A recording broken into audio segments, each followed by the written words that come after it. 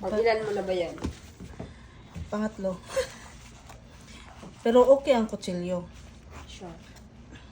Iba talaga pag mamahalin ng kutsilyo, dyan lang sa tabi-tabi. Pero iba talaga tong klase na, iba talaga tong na klaseng pomelo. Yung mga minato pa lang. Di ba dalawa ang pomelo? Kasi pomelo 1, may pomelo 3 yan sila.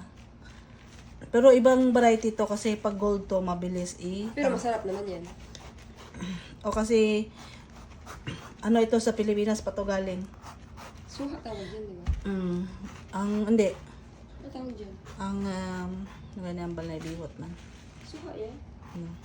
Ang ganyan ang bal naman. May term to.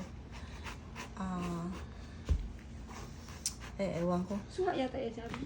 Hindi suha dyan tawag sa atin. Ang tawag ka dyan. Kabugaw.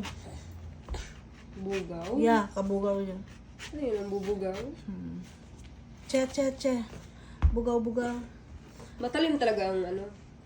Yeah, magaling lang ako magano. Hindi ah. Dahil yun sa knife. Do you think so? Kung di ako magaling, babao ng ano knife? siya, parang anong buko niyo. The way you. Gusto mong The way sipsipin. you. Upak. Ganito, pag gumawa kayo ng buko juice. Yeah. Ginasample ko, dalawa dyan nga klase nga sinasample ko ang gumawa ng buko juice.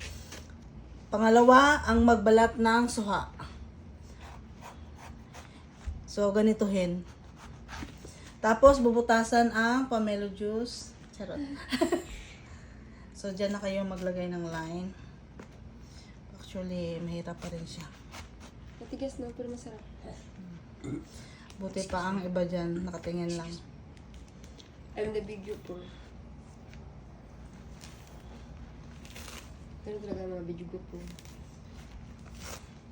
Tapos ganito, pangatlo, ang malalearn mo dito, mag-upa ka, layo nga niyog.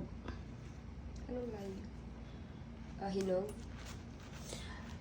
Malayo pa. Umaga. Hinog ang layo. Gahin. Sa amin. Gahin is hinog. Alam mo ang lain? Yung uga. Lain ulo. Alam mo yan? Lain. Sakit ulo. Sakit ulo? Hmm. No.